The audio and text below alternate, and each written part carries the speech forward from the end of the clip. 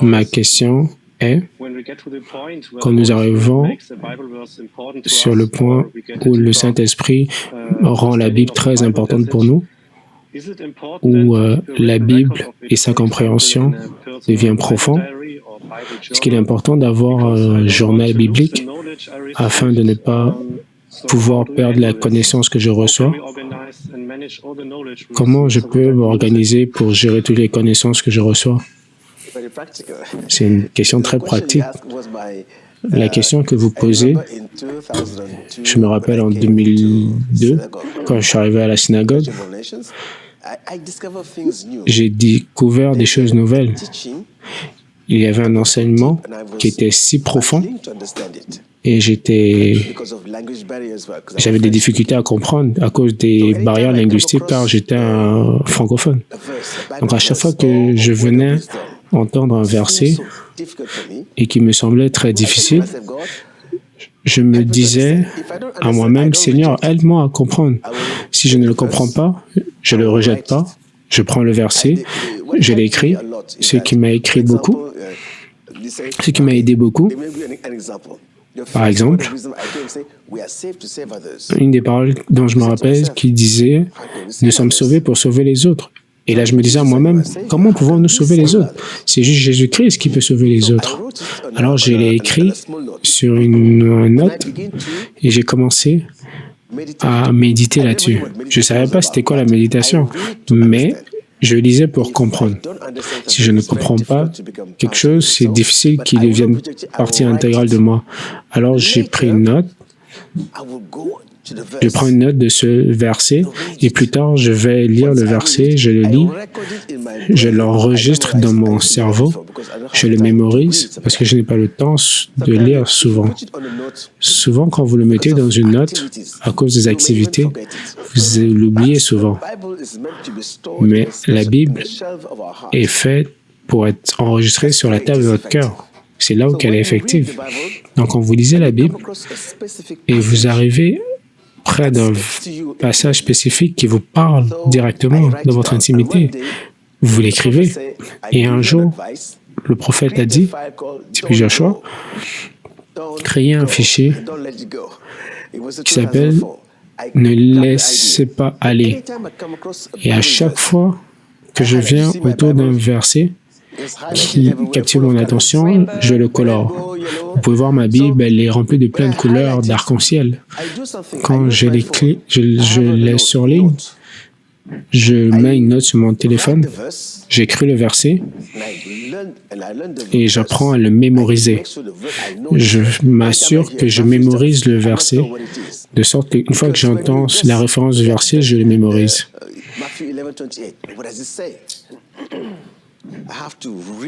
Je dois lire le verset pour le mémoriser, le posséder en moi.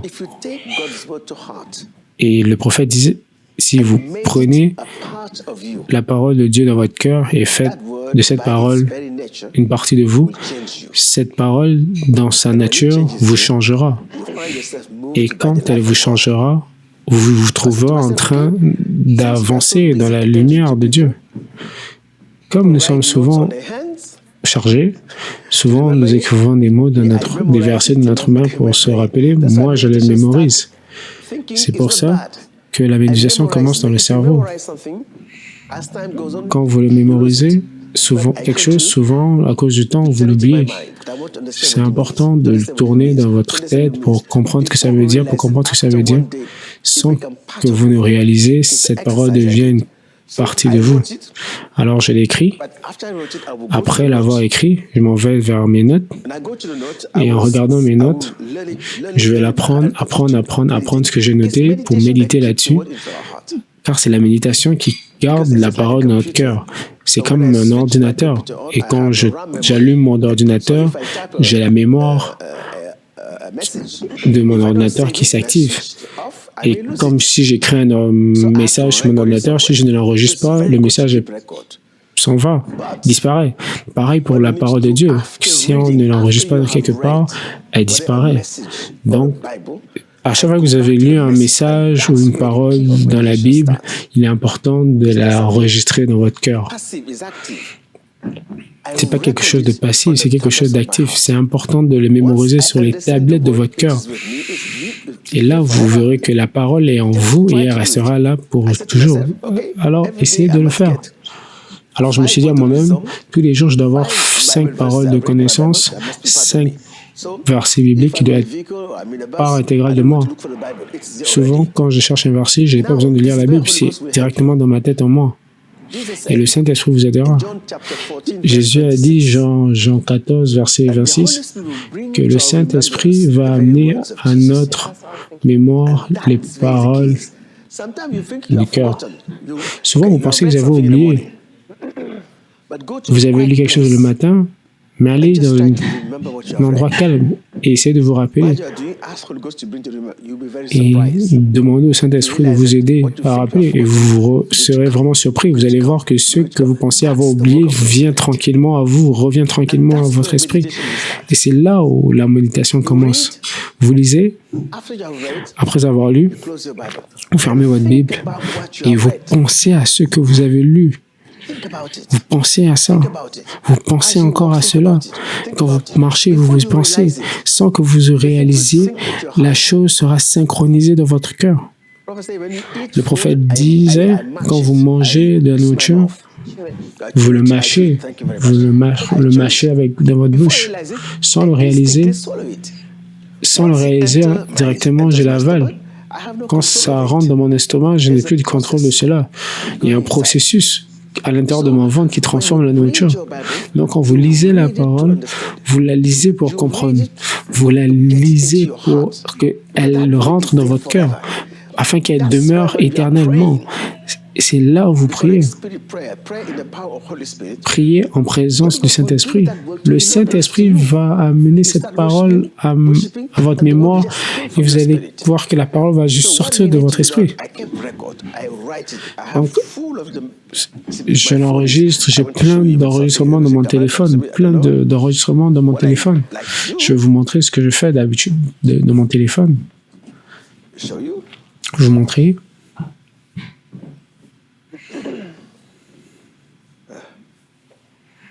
Et à un moment, je fais des snaps, des photos de la Bible, juste pour les lire et les relire. Toutes ces notes sont mes lectures. À chaque fois que je lis un passage qui m'a intrigué, je fais une photo. Je fais la photo de toute la page dans mes notes. Quand je finis de lire, je retourne à mes notes.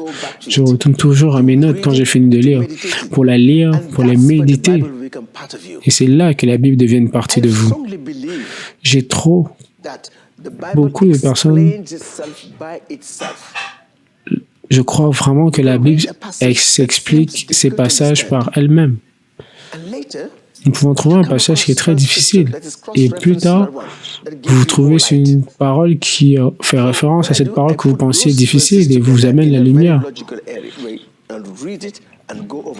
Donc, je mets mes paroles dans un ordre structuré sur mes notes et après, je retourne et je le lis et je le relis. Et sans que vous le réalisiez, cette parole devient partie de vous. Quand je lis ma Bible, je vais vous donner un témoignage. Le poète disait, si vous lisez 14 chapitres par jour, vous pouvez lire la Bible en un mois. Je l'ai fait. C'est très rapide, mais vous ne vous rappelez de rien. À chaque fois que vous la lisez, vous allez découvrir quelque chose de nouveau. À chaque fois que vous allez le lire, que vous le relisez encore, vous allez découvrir quelque chose de nouveau. Donc, ce que nous devons faire, au lieu de l'enregistrer de notre chevet, il faut le mettre sur le chevet de notre cœur. Beaucoup de mes références, j'en ai plus besoin. Ils sont directement part intégrale de moi, parce que je les lis, ils restent une part intégrale de moi. Un jour, l'homme prophète Joshua disait, c'est mon conseil, c'est quand vous lisez un message et que vous voyez des écritures bibliques, ne lisez pas juste votre Bible. Lisez la Bible et lisez votre message. Lisez votre message et lisez la Bible. Quel que soit le message que vous tombez là-dessus, retenez dans votre Bible pour trouver les références. Quand je tombe sur un message qui m'intrigue, je commence à chercher. Comme dans 1 Corinthiens qui fait par rapport au ministère de la réconciliation. La connaissance vient en premier et la compréhension vient plus tard. Donc, une référence croisée de la Bible est quelque chose de très important. Quand vous comprenez, c'est ça que vous gardez pour toujours. Vous gardez pour toujours dans votre cœur ce que vous comprenez. Donc, quand vous parliez du Saint-Esprit qui ramène des choses à la mémoire, c'est des choses qui sont dans votre cœur qui va ramener à vous, dans votre mémoire, au moment où vous en avez besoin. Il va utiliser ce qui est dans votre cœur. Il va utiliser ces mots pour nous fortifier, nous conforter. Mais pour qu'il puisse l'utiliser, il faut que ces paroles soient dans votre cœur. C'est différent quand vous révisez pour un examen. Vous choisissez des événements, vous apprenez, vous choisissez différentes couleurs. Mais cela n'est pas quelque chose d'académique. Si vous comprenez quelque chose, ça va rester dans votre cœur pour toujours. Vous pouvez apprendre quelque chose par mémorisation. On est tous passés par un système d'éducation. On apprend tellement de choses dont on ne se rappelle pas aujourd'hui. Mais le processus de compréhension reste avec nous pour toujours. Et quand vous comprenez quelque chose, cette compréhension reste dans votre cœur et ne vous laisse pas. Et ce qui m'a intrigué avec votre question, c'est comment on peut être sûr que ce que nous apprenions, nous ne le perdons pas. Et j'ai beaucoup aimé ce point que vous avez fait. Parce que ce n'est pas juste le fait de lire et de passer à autre chose. C'est de lire et de le garder sans le perdre, tout en le comprenant. Et nous devons commencer quelque part. Donc, ne vous condamnez pas à vous-même. Nous sommes dans cette journée ensemble. Et c'est pour ça que nous disons au début que si votre vie est en Christ, c'est une nouvelle révélation. Donc, tous les jours, vous pouvez lire des choses et vous dites plus tard, vous comprenez plus tard et vous dites « Ah, là, je comprends ». Donc, c'est une journée qui est très longue et quand vous comprenez quelque chose, vous ne pouvez plus la perdre. Peut-être vous ne sauriez pas exactement le chapitre et le verset, mais vous allez le garder. Si vous lui demandez n'importe quoi à Racine, il va vous donner le verset. Peut-être vous ne connaissez pas les versets comme lui, mais c'est un bon pas déjà. Quand j'étais un jeune, j'ai appris à apprendre le Coran par cœur. J'ai appris le Coran par cœur. Et tous ces versets, je les ai toujours enregistrés. Et j'ai appris la même technique quand j'ai appris la Bible. Je vais mémoriser tout et je vais commencer à la lire dans ma mémoire. Je vais la mémoriser dans ma... et je vais la lire après dans ma pensée. Quand vous regardez le livre de Proverbes, chapitre 4, versets 20 à 26, quand vous arrivez à ma parole, mon fils, garde-les dans le centre de votre cœur. Et c'est ça qui est le plus difficile. Nous devons permettre à la parole d'être au centre de notre cœur à travers le processus de la méditation. Parce que nous méditons parce que nous voulons comprendre la signification divine de la parole. Jésus dit, si votre main droite vous dérange, coupez-la. Enlevez-la. Il parlait en parabole. Dans la parole,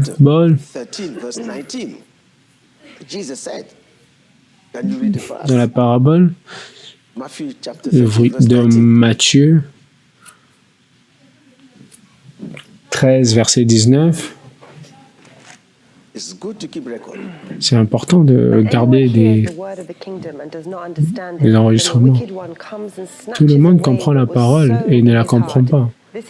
Et celui qui est faible,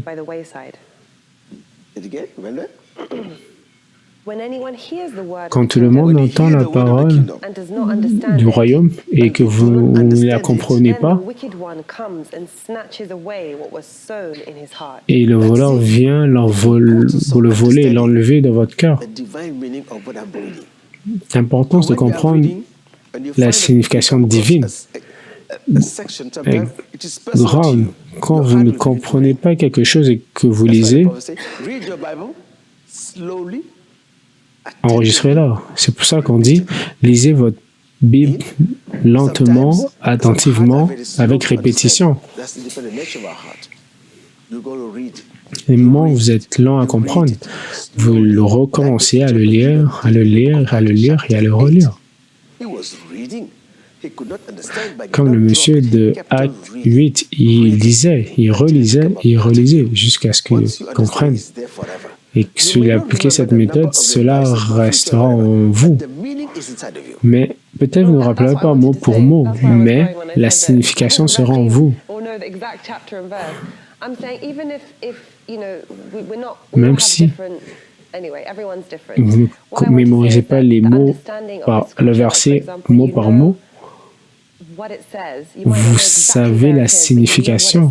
Si vous savez ce que ça veut dire et vous comprenez ce que le verset dit et qu'elle s'applique à votre vie, c'est ça qui compte.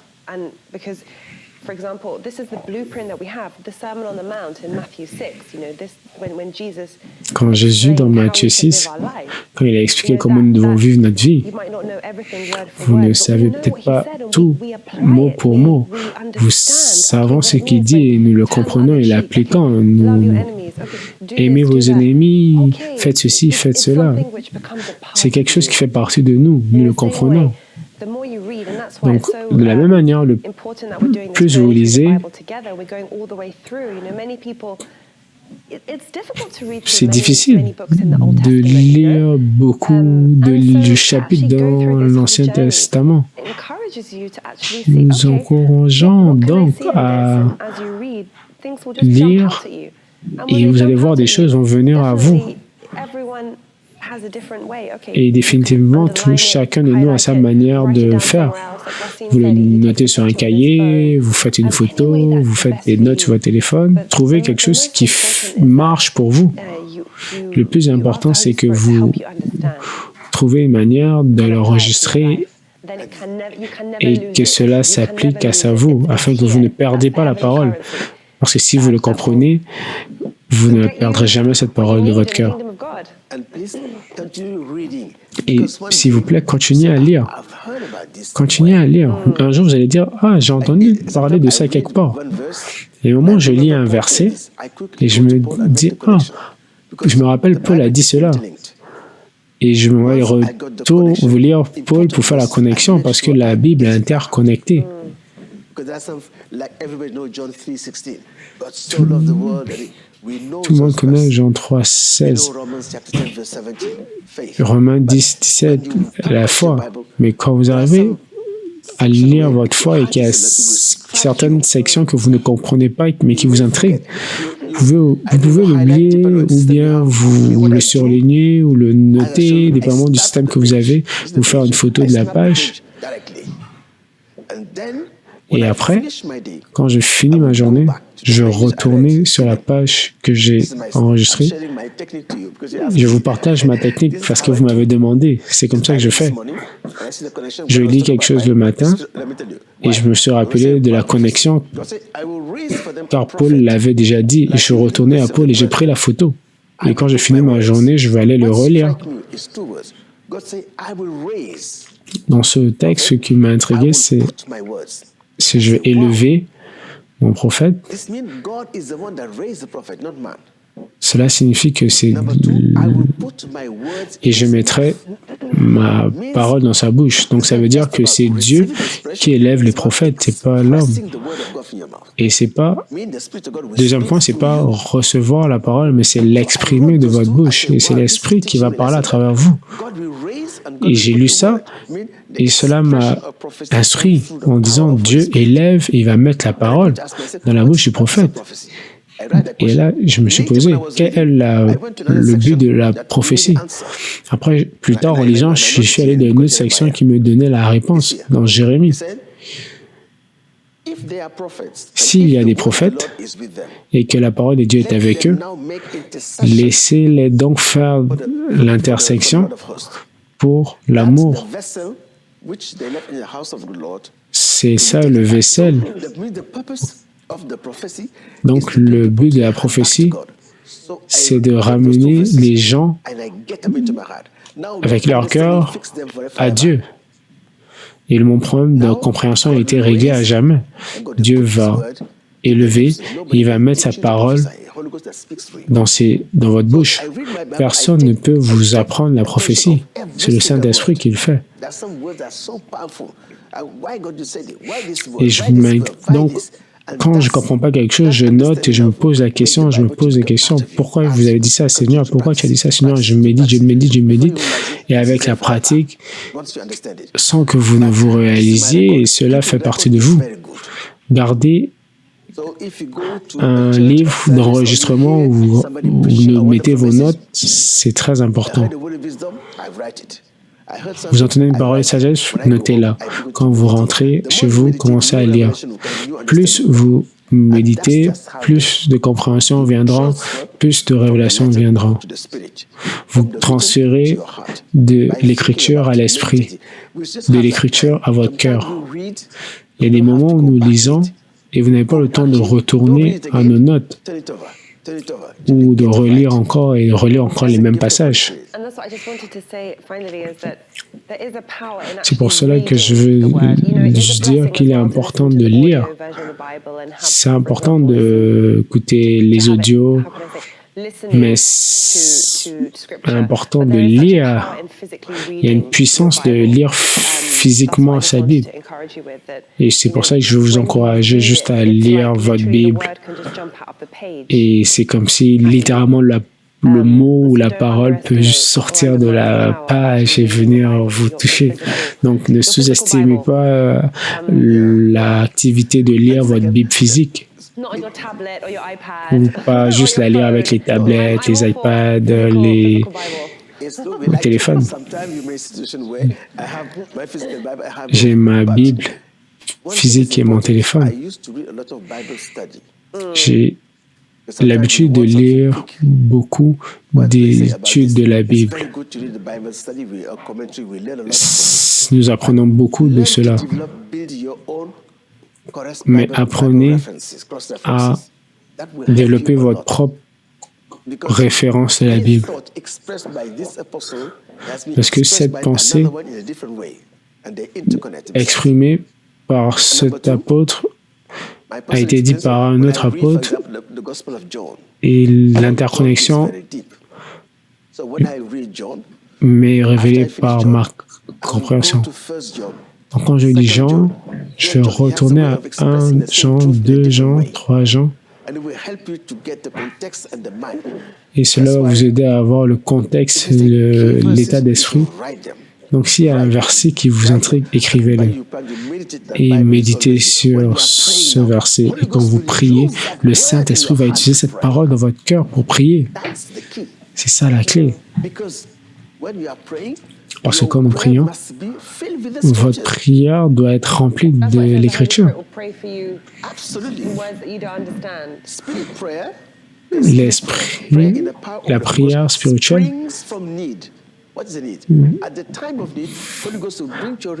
dans les moments des besoins, le Saint-Esprit va chercher les mots dans votre cœur pour l'exprimer et les sortir.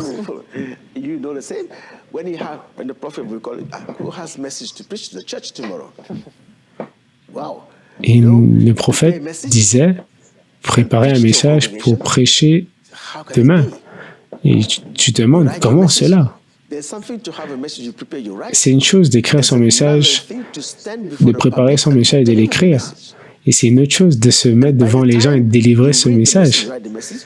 Et par le moment où vous écrivez le message, la manière dont vous étudiez la Bible, vous comprenez le message, vous l'arrangez, mais au moment où vous arrivez devant les gens, vous allez remarquer que des inspirations nouvelles vont venir. Des inspirations meilleures que ce que vous avez écrit ou préparé vont venir. Et ça, c'est le travail du Saint-Esprit. Donc, vous devez vous rappeler ce que vous avez lu. Donc, dites, Saint-Esprit, aide-moi à me rappeler. C'est comme le rêve. Vous rêvez et votre rêve disparaît. C'est là où vous fermez les yeux et vous demandez au Saint-Esprit de vous aider à se rappeler. C'est son travail. Il ramène à notre mémoire les mots de la parole. Mais si le cœur est vide, il n'y a rien pour lui pour ramener à votre mémoire. Il y a beaucoup de choses que vous appreniez à l'école, mais vous avez oublié. Mais ils sont profondément enracinés en vous. Et un jour, ils viendront juste à votre esprit. Pareil pour la parole de Dieu. C'est comme les animaux. Manger, ils mangent, ils vont sortir. Alors, j'ai la parole de Dieu et méditer, jusqu'à ce qu'elle devienne partie intégrante de vous grâce à votre compréhension. Alors, s'il vous plaît, je vous encourage, gardez un cahier d'enregistrement, mais mieux encore, n'oubliez pas vos enregistrements, retournez à vos enregistrés, lisez-la, lisez la nuit, lisez le jour. Assurez-vous que chaque jour que vous lisez une ou deux écritures. L'éducation et la discipline. Dédication et la discipline. Je me dédicace mon temps à apprendre la parole et je me discipline à retourner à les lire. Et ça devient une partie intégrante de moi, la parole. Et c'est ça que j'ai fait. Merci. Merci vraiment pour cette question. Et nous croyons qu'elle a béni beaucoup de personnes et qu'elle vous a béni vous aussi. Et je vais vous dire quelque chose aussi. Un jour, vous allez rencontrer quelqu'un dans la rue, il va vous dire « Qui est Jésus ?» Le Saint-Esprit va amener tous les versets que vous avez lus. Et ça, c'est l'expression du Saint-Esprit qui va ramener la parole à votre mémoire. Et c'est là. Merci.